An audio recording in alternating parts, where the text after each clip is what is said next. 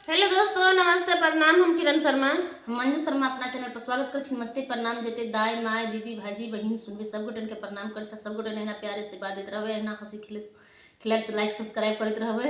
और हम दोनों देवरानी जेठानी बहुत प्यारा सा बेटी विवाह गीत बनवा जाय छी। अहाँ सब जरूर सुनब, लाइक शेयर कमेंट करत रहब, नहीं भूलब। की कहो ए गीत के लक हम परेशान भ गेल छी। काहे से बनबित थाई गेल छी, बने नहीं छी। मारा